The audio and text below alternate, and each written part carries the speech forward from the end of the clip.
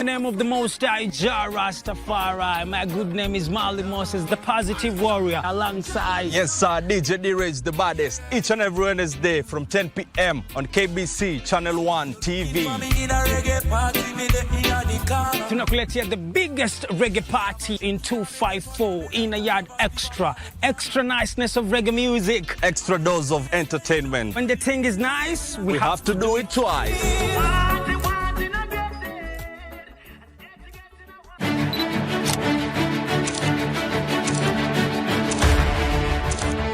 Habari muhimu ni zile zinazoathiri maisha yako, na zinapojiri tuko hapo. Tunakuletea habari zinazojiri nchini na kimataifa. Hakuna kabila ambayo iko hapa Kenya kwa malipo ya mwingine. Mambo ya matibabu isiwe starehe ya watu wadosi. Tunakufahamisha kila wakati ili uwe tayari kwa yajayo. We will also be designating the cartels as foreign terrorist organizations. Katika ulimwengu unaosonga kwa kasi, usahihi wa habari ni muhimu. The only thing that has changed, Senator Khalwale, is that you are defending the indefensible.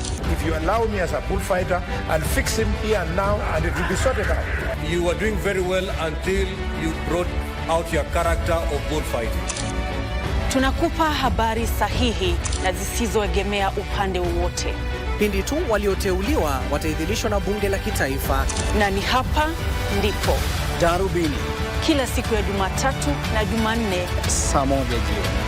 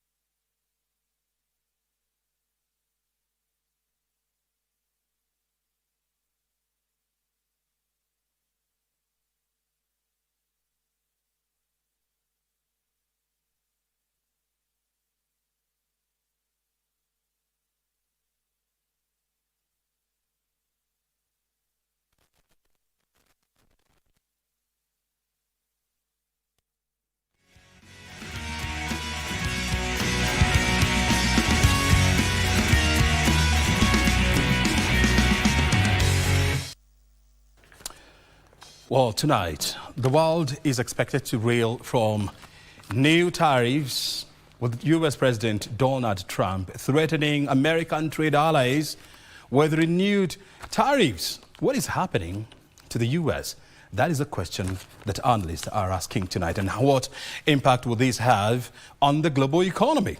And here at home, the country is reeling from high fuel prices. The government has issued a statement clarifying on what caused a spike in fuel prices on Monday. We have more details, which is coming up during our 9 o'clock bulletin, and you better stay ready for that. But for now, welcome to the show. We are talking about inside government. Tonight, we want to focus on the practice beyond borders, and we are referring to architects and quantity surveyors. I mean, I know, the debate has always been who should you work without? Is it a quantity surveyor, an engineer, or an architect? And tonight we want to debunk that myth that the three of them are critical in any construction. And that's why the debate tonight will focus on the role of the three. But of course, I told you, you're watching us live from our national headquarters here at KBC. My name is O'Brien Kimani. At O'Brien Kimani is my X-handle. At KBC Channel 1 is our X-handle as well. And of course, you can always get through to us. We are waiting for you to talk to us. I told you the conversation tonight. We want to look at the role of quantity surveyors, architects, as well as engineers in the built environment. And tonight, I am joined by two seasoned professionals in this sector. I'm talking about quantity surveyor Emmanuel Mirudi. He's a quantity surveyor and a member of the Board of Registration of Architects and Quantity Surveyors. He's here with us tonight. Thank you very much indeed, Bona QS. Thank you. Very well. And of course, we have architect Marilyn Musiemi. She's an architect as well as a member of the Board of Registration of Architects and Quantity Surveyors. Marilyn, thank you very much indeed for your time. I want to first of all to set the ball rolling by asking, I want to turn to you, QS. Explain to us the role of a QS in the built environment. Thank you, Brian. That is a very interesting question. What is the role of a quantity surveyor in a construction project? Simply put, if you want to build, and the Bible says, who is this fool who will want to build without fasting, finding out how much it will cost? He will start, run out of money, and people will laugh. So the quantity surveyor is the one who manages the cost of a project. And then also manages the contractual relationships between the builder and the developer.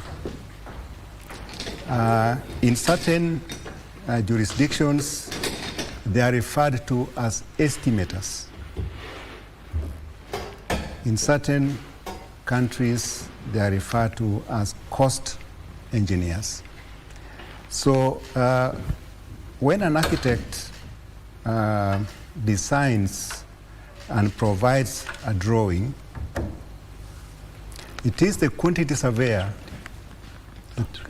Okay, it is the quantity surveyor who will work out the cost and advise that this scheme will cost so much money. So that is at the estimation stage. Beyond that, it is a quantity surveyor who will prepare what is called the bills of quantities that is used to procure a contractor. So it is these bills of quantities that will define the scope of the work, will define the contractual relationship that is going to be between the developer and the contractor. And as work goes on, it is a quantity surveyor who will evaluate works that has been done for purposes of reimbursing the contractor as he continues to build.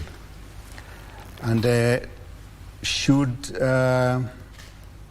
it happen, and God forbid, that there is a dispute, which in most times do happen, considering that buildings are complex, they're uncertain, and they involve a lot of money, then it is a quantity surveyor who will participate in the dispute resolution. Very well.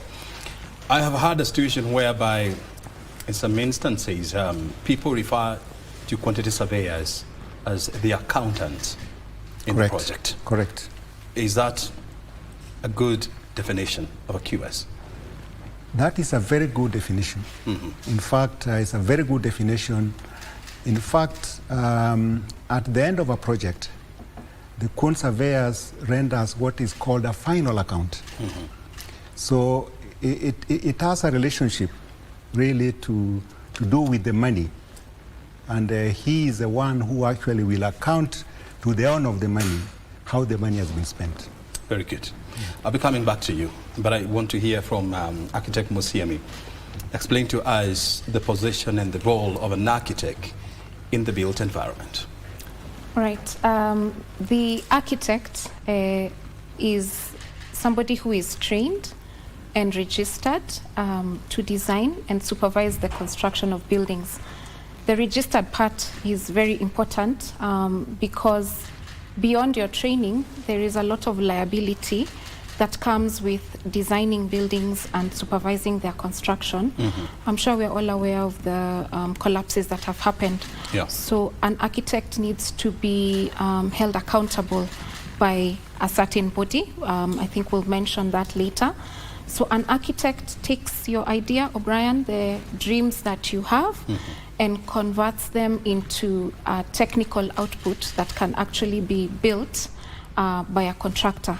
So what we do, the drawings that we put together is what is then quantified by the QS, and he then tells us what the cost is. Beyond just designing and supervising construction, an architect is also somebody who is responsible for the community, because everything that we do, our work, school, church, all our lives are within buildings. So we are responsible for the health generally of the community and the outlook of the community. So that, in a nutshell, is who an architect is. So O'Brien wants to come up with a building or maybe a complex. So for me, I just have an idea of what I want to construct. So who do I go to first? Do I go to an engineer, a QS, or an architect? Now, or a contractor? Ideally, you should come to an architect first. An architect? Yes, because they are then able to translate that idea into a buildable concept. Because you'll say O'Brien wants a house that is of his stature. You know, a statement as such is enough for me to be able to think, okay, what is O'Brien's stature? And then convert that into a building. So the first point of contact is an architect. And once I have translated your wishes into a brief or a concept that is able to be detailed, then we can go to the QS and say that for me to be able to put up a studio, for example, for an organization like KBC of this size, he needs to tell me how much it's going to cost based on the things that I have envisioned within that studio. So the architect is the first point of contact. Then the QS will be able to quantify that.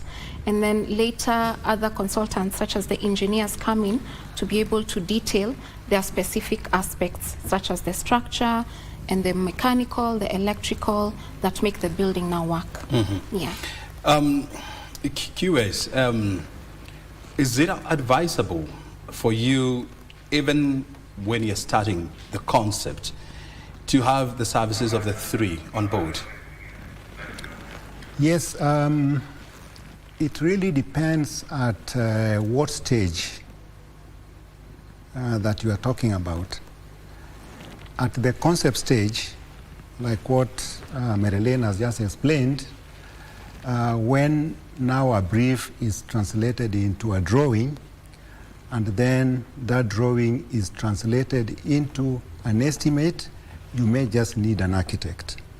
However, going forward, when that concept and the costing is acceptable to the developer is the owner of the idea, who is going to pay the money for the building, then he says, okay, I'm okay, I like the design, and I'm comfortable with the cost.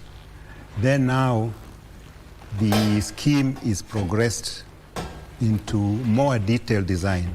Now at that detailed design, then now you have the structural engineer on board, then you have the mechanical and electrical engineers on board, then now you form now the team which now designs the building to what is going to be buildable. So at this stage, you haven't consulted the services of an engineer? Yes, not yet. Not yet. Also, it depends on the size of the project. Some projects are very large and will need every consultant on board right from the beginning. Other projects are much smaller. If you think about maybe a residential house, then you can start with just the architect, the QS, and progress to the other services. But when it is big, you need everybody on board so that they can consider all the factors around it. When you think about KBC, for example, we would need to think about the transport. You're near a very big transport corridor, so you'd need a transport engineer. You would need somebody to think about civil works because of the drainage around here. So really it depends on the size of the project, and like QS said, the stage at which you're coming to the professionals. Sometimes you don't even have the money, yeah? So you want to be able to put together a feasibility study to see whether you will get the money from a funder. So you then need the whole team to look at the big picture. In a situation whereby you have to do away with one of the three, who would you be advisable to do away with? None. None. What about you, QS? I think none. None? None. Yes. I mean, there are those who have taken shortcuts, but they are paid very dearly for it. So our advice is you need the services of all of them. The three of them? The four of them. The four. So the contractor? No, not that stage. You need the architect, you need the quantity surveyor, you need the mechanical engineer, and then you need the electrical engineer. So there are four. There are four? There are four. But in even more complex designs like the one she has spoken about, you even now need certain specialties, like you need an interior designer, for example. You may need a landscape architect, for example. Okay? Now that depends now on the complexity of the project. But the key four, you will definitely need. Of course, you are going to ask me, but how about the rural who just build? Okay? In the same way as saying, how come quacks also treat people? So it depends on really on the complexity, the size of the job. And you know, the bigger the size of the job, the bigger the risk. So you brought in the issue of a residential unit, for example. Yes. Here is a builder. You just want to put up your own small unit, let's say 3, 4, 5 bedrooms, somewhere in, I don't know, Kiambu County. Do you still need to hire the services of the 4 professionals? I would say that it really depends. I mean, if you are looking at a primary school teacher, for example, who has obtained a cooperative loan or maybe 300,000, and he wants to build a house.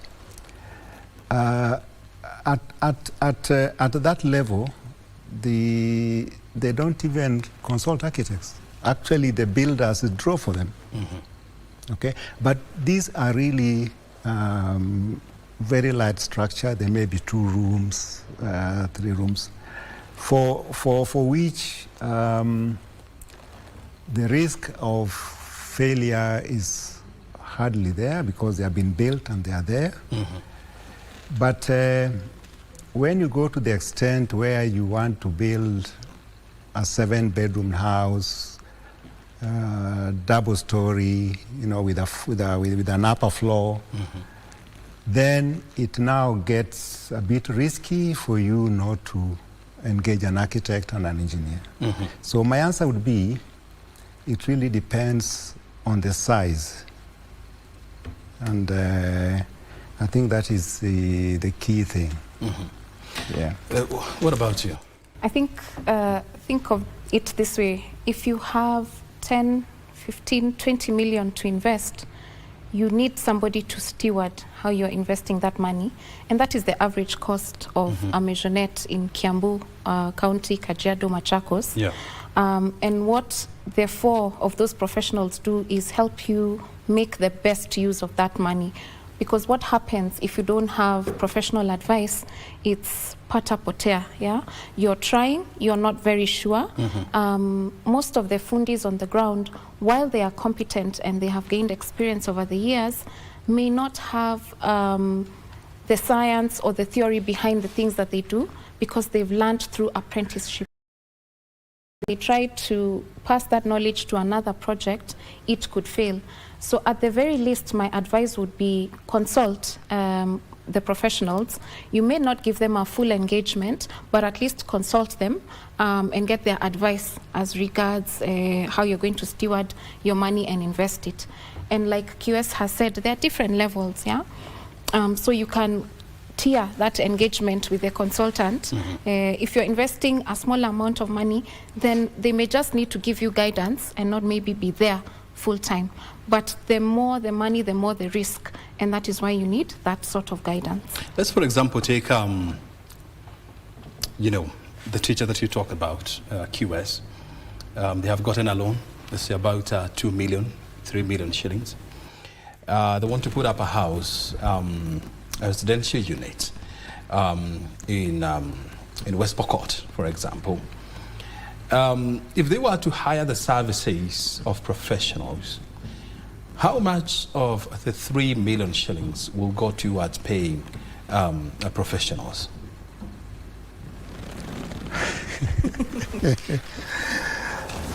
That is a very difficult question. You can just approximate. It doesn't have to be the real as we speak, the professional services are actually regulated. So, and legally, that is what they really ought to pay. But from my experience, and when I worked with the government, that was many years ago, the Ministry of Works then, at that local level, had certain standard drawings. So, and what we used to do then is that we would give these people those drawings, because these were government drawings, and they would only pay for the charges for copying and stuff like that. But if they were to pay, I would say the scale of fees is there. They would pay an architect 6%. That is what the scale of fees according to the law. And that 6%. Is what 6% the architect. Then they would pay the QS about 2.5% to 3%. Why pay the architect 6%? Yes. And the QS 2.5%? Well, it's a little bit more, but you know, these services are actually charged differently. Like, for example, the architect will charge about 4% for the drawings and 2% for supervision. The surveyor will charge 2.5% for making the bills of quantities, 0.5% for estimating, and all those scales are actually in cap 5 to 5. Yes. So in total, you're looking at about a percentage of 10%. About 10%. 10%. Yeah, 10%. So 10% for 3 years, that's about 300,000. 300,000. Very well. Let's come to builders. I mean, I know, especially in the rural areas, you have people who have been in the building industry for many years, and so they're even known as engineers, you know, in the villages. Yeah. And they have done this business for so long that, you know, they do it alone. Is that legal for you to do that? Strictly speaking, it is not, because these professional terms, engineer, architect, quantity surveyor, are actually protected by law. And that's why, as I said, who an architect is, I mentioned that they must be somebody who's registered. And the reason why they are protected by law is so that if you do some work and something happens, we know where to get you as an engineer, a legitimate engineer, architect, and quantity surveyor. So I think the term, as it is used on the ground, is the understanding on the ground of, you know, what the person does. It is a sort of engineering practice, but strictly speaking, the term engineer is actually protected under law. The term architect is protected under law, as is quantity surveyor. So next time you want to refer to somebody as an engineer, maybe just think whether they've gone through and are accountable for the work that they do. If they ran a project for you and it collapsed, where do you take them? If they're not registered. If they're not registered. Yeah. How do I tell between a genuine architect QS?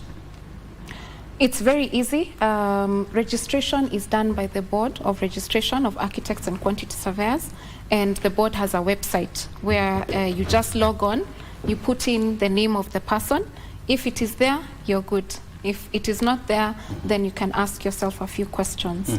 The same applies for the engineers. They have a registration board, and if you Google the website of the board, you're able to search for the person that you're looking for. Suppose I don't have an access to a website. You can call the number that is of the board.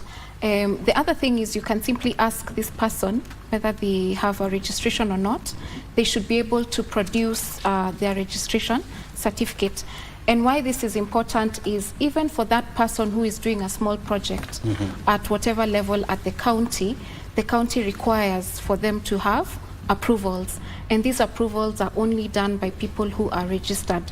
The counties have now partnered with the National Construction Authority, and they are on the ground to make sure that you have at least followed the right path to have your construction in place. So you'll find that a lot of time even the village elders, and I saw the other day they got their uniforms, they will come and check if they've seen, and they'll ask you, who are you working with, and they're able to tell based on the credentials that you give them. Very well. We're almost coming to the first break of this conversation, but I want to find out these QS. I mean, there are less than 900 registered QSs who are registered with the Board of Registration of Architects and Quantity Surveyors, and those are statistics you can get from their websites. In a country of 54 million people, 55, 56, where construction, where the built environment is developing very fast at an annualized rate of almost 8%, are they enough? It's really a good question. And actually, I really remember one time we had this seminar, and we had a speaker, I think from one of the European countries. And he presented a paper where he looked at the ratio of an architect to the number of people, to the population.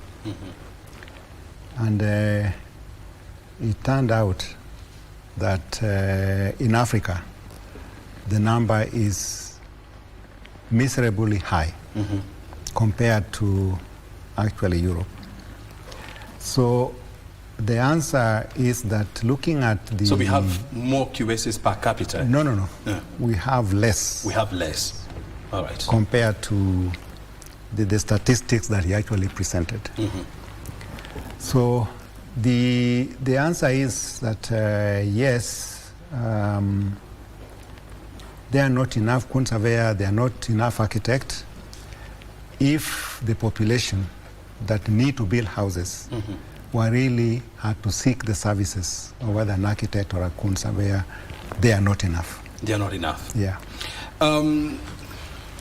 Architect, I mean, you're looking at about 1,300 architects registered by Borax in Kenya. Would you say they are enough? And also, I also want you to help me understand why do we have more registered engineers than QSs and architects? Is it that engineering is easier or what? Engineering is wider. It's wider. Yes. When you think about mechanical, electrical, marine, there's all sorts of engineering, and that's why there are about 15,000 registered. And that's the simple reason why there are more. There's more diversity within that practice of engineering. So the discipline is wide? Yes, the discipline is wide. It ranges from mechatronic engineering, electrical, all the way to... Software. software, computer. Civil. Yes, Civil. so many types of engineering, and they're all under the same umbrella and framework. Now, when but it we only comes have to one discipline in the QS.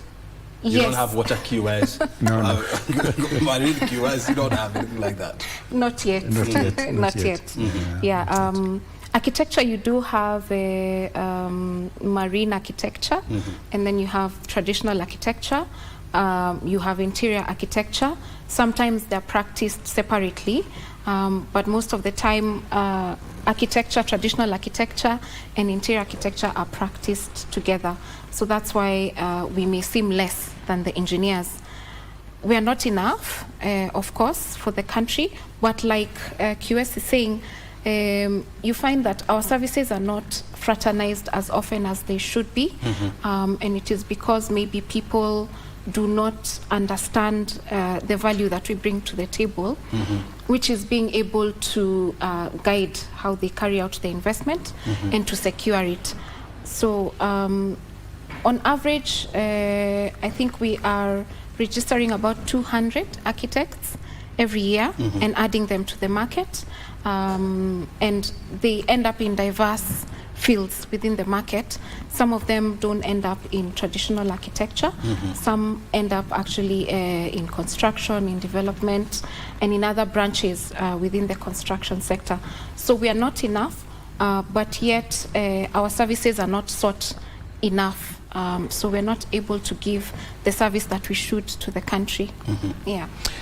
Before we go for the break, I want to hear things. I mean, you know, in any construction, and when you look at Kenya, I mean, we've been grappling with the issues of substandard buildings, which, with their collapse, you know, have led to deaths. And statistics will tell you that in the last 10 years, more than 200 people have died as a result of buildings collapsing. But the people that are blamed, in most cases, are contractors, the owners, and the engineers. Why is this the case? Yet you have quantity surveyors, you have architects in the picture.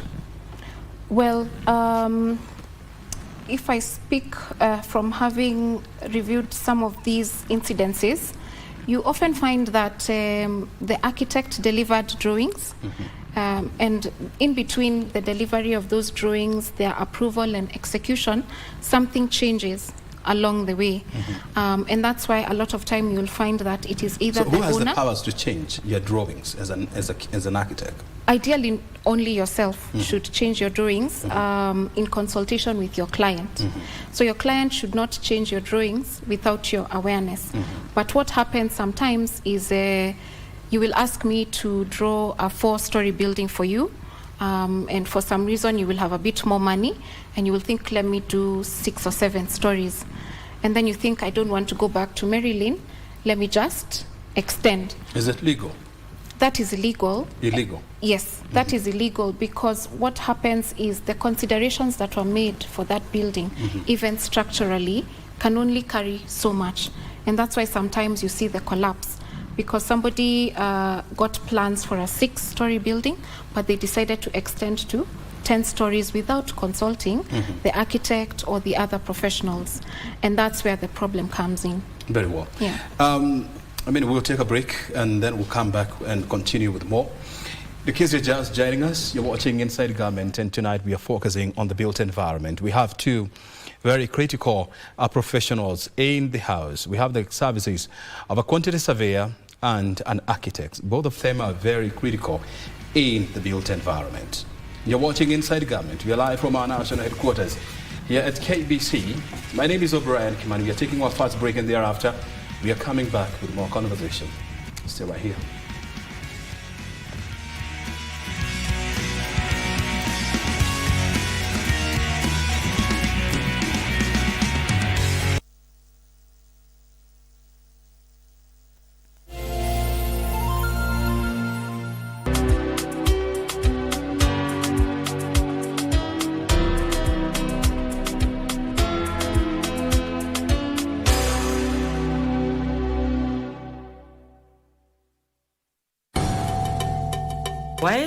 There's something that you're not telling me, something you know that you're not telling me.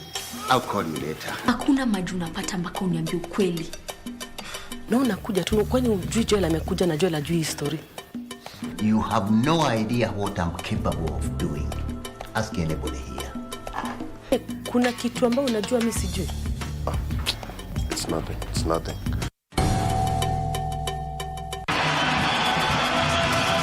And Lamine Camara with his first career goal.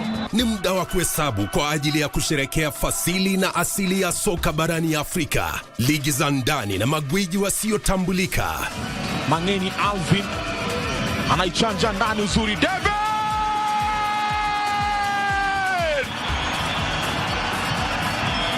Michuano ya CAF ya mataifa ya Afrika 2024 ni njia ya kuzindua kupanua mtandao wa wachezaji ulimwenguni. Timu itakayoshinda itazawadiwa dola za Marekani milioni 3.5 pamoja na kujivunia kulinyanyua kombe hilo.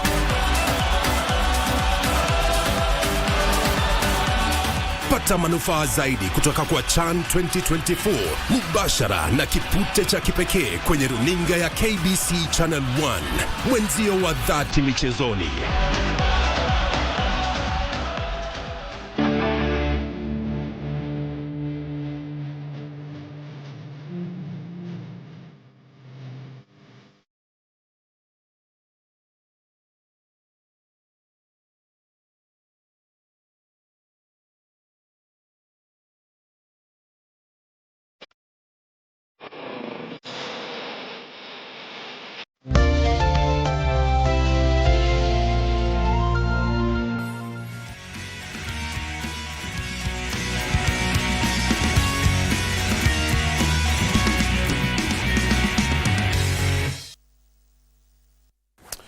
Welcome back. You're watching Inside Government live from our national headquarters, KBC. And tonight our conversation is around beyond the borders and, of course, advancing the role of quantity surveyors as well as architects in the built environment. And tonight, for the last 30 minutes, we have focused on their role in the built environment. Now we want to look at where are they positioned in Africa's broad agenda of socio-economic development? And we are talking about the Agenda 2063, because they're just not needed here in Kenya.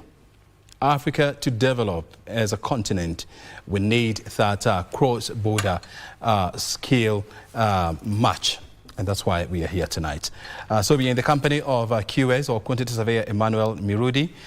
He's a Quantity Surveyor and also a member of the Board of Registration of Architects and Quantity Surveyors. And of course, next to QS Mirudi, we have architect Marilyn Mosiemi. She's an architect and also a member of the Board of Registration of Architects and Quantity Surveyors. I just want to hear this from you. When you look at Africa, our aspiration as a continent is to become a newly developed continent by the year 2063. The African Union has developed the Agenda 2063, which is a blueprint that is supposed to guide that development. I want to hear this from you. According to the AU, there is a significant shortage of architects in Africa. The numbers, vary from one country to the other. As an architect, can you go and practice in Equatorial Guinea, for example? Well, yes and no. When we talk about practice and the larger context of Africa, then we begin to go into the space of trade, which is governed by many other things. But under that 2063 framework, we have the Africa Free Continental Trade Area. And what that has done is to open the market for architects in different ways. So you can, there are 4 modes of how you can trade outside. You as O'Brien in Kenya can consult an architect in Rwanda, for example, and get designs from them. That is the first mode of trade, which is called cross-border trade. Then somebody from another country can consult an architect who is here. That is called mode 2, where you seek the services of somebody who is abroad. Then the other 2 modes involve you being there physically, A few countries within Africa have opened for Mode 3, which is commercial presence. And within East Africa, it is completely open under something we call the Common Market Protocol, the East Africa Common Market Protocol. And then there's the fourth one, which is owner or architect in another country. And that is also open to us within East Africa. And as the board, we've been working towards having that open within the larger Africa framework. So far, on average, there are about 13 countries where you can at least offer your services to the people who are in that country while you're still here. Yes. And I like that you brought in the issue of the East African market protocols. And I know, the African continent is trying to develop, a concept of market protocols based on what EAC has developed. I know it's taking a bit of time because of various political issues. But help me understand this. Then why is it possible for architect Musiemi to practice in the US than is it to practice in Africa, where she was born and raised up? Well, there are many things that play out in that dynamic. First of all, when you think about Africa and our colonial legacy, part of us is Anglophone and part of us is Francophone. So that is one reason that makes it easier to practice in another English-speaking country, because can you imagine translating technical code from one language to another that you don't understand? A lot of things are lost in between. So that is one reason. The other reason is because of bilateral agreements between countries. So the US has previously approached us to have special trade agreements with them, and that may be one reason why it may be easier to practice there. However, it is not as easy as it may seem, because every time you go to practice in another jurisdiction, you have to understand the local law. So as a Kenyan going to practice in the US, for example, I would need to sit examinations there and pass professional examinations. Here, it is a bit different, and when I think about the EAC, it's a very good example because we recognize each other's qualifications. So I can easily walk into or drive or fly into Rwanda, Uganda, and present my qualifications, and they will be accepted because of the relationship that we have. It may be a bit difficult for other countries like Egypt, where we speak a different language, the North, where we speak a different language, and that is the difficulty that is there. So it is not a blanket sort of scenario. Before I go to the keywords, I help us understand things. I mean, you brought in the issue of the social divide, that Africa is divided into 2 or 3 parts. The Arab North, the Anglophone West. I mean the Francophone West of Africa, and the rest is Anglophone. But as an architect, is it possible? When you're drawing, for example, a French-inspired architectural design, is it the same as drawing a Victorian-inspired architectural design? It's not the same. It's not the same? Yes. Well, you need to understand where it's coming from. Yeah. So when you think about, let me use the common example of a manyatta, you would need to understand why they used the dung to finish the house, why the house was low and you had to sort of bend to get inside. So those little cultural differences, you need to understand them. However, now when it comes to the technicalities of the law within the country, how you operate within the building space, that is what makes it difficult for you to translate into action within another country.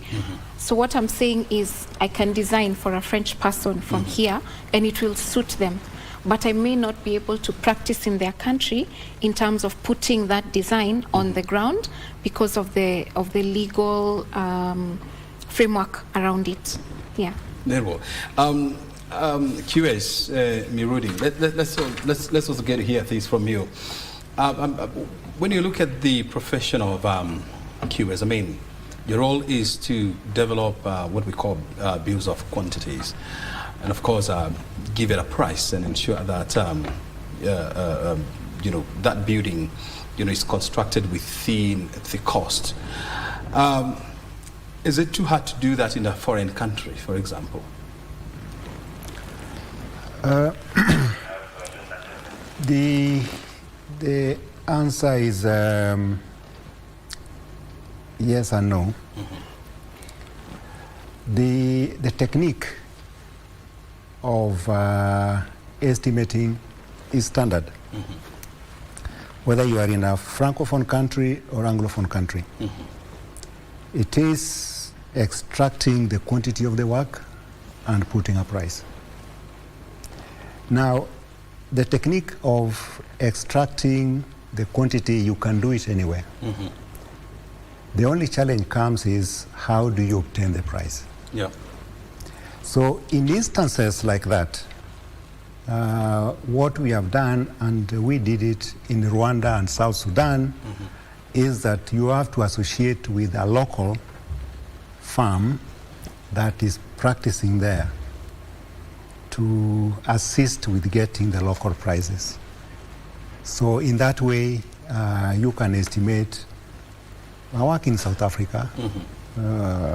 We have done it in Rwanda, we have done it in South Sudan, where prices are totally different, but you are able to actually give very dependable estimates. Yeah, so it is possible. If it was to be made more simpler for you, for example, to practice in, let's say, Morocco, as a quantity surveyor, what do we need to do as a continent to ensure that there is seamless transfer of knowledge and skills? Before I answer that, I'll give you a very historical, I would call it a phenomenon, if you like, that years back, just when we left university and we started working, the government of Zimbabwe literally came to Kenya and negotiated with the government of Kenya to give them our qualified architects, surveyors and engineers to go and work in Zimbabwe. Yeah. And a number of architect surveyors actually were airlifted and went and helped to develop Zimbabwe. A few years later, the government of Botswana, this I remember very well, through their embassy here, advertised for Kenyan qualified architects, surveyors and engineers to apply to go and work for the government of Botswana. And a number of them went to work. Some of them are still working. Some of them have come back. And some of them have since left this world. But that happened. It happened, eh? So this, to answer that question, I think this would be more of a bilateral issue. A bilateral issue really between two countries. Like I've just given the example of Zimbabwe, the example of Botswana. And I'll also say this, that after the genocide that unfortunately took place in Rwanda, the country was totally devastated. I remember us going there and the country had bullet holes everywhere. I can tell you for a fact that they are the Kenyan architects, quantity surveyors and engineers that were the first to go to Rwanda and help to rebuild Rwanda. Very well. And also it's good to highlight that you also have a number of Kenyan quantity surveyors and architects who are practicing in Europe, in US and of course in Asia. We have about 3 minutes to wind up, but I just want to hear this from you, architect. Are Kenyan architects ready to work outside Kenya? Definitely. If you Google Kenyan architects in Europe, they will come up. Turkey, the UK, France, we are everywhere. A Kenyan architect is a typical Kenyan. Our training is very good, if I should say so myself, and that makes us prime for all the markets. So what will happen a lot of times is our undergraduates will pursue studies in another country to further their studies and end up practicing there. What also happens is what QS has highlighted is that our practitioners will be headhunted by firms outside. So we have them practicing across the globe.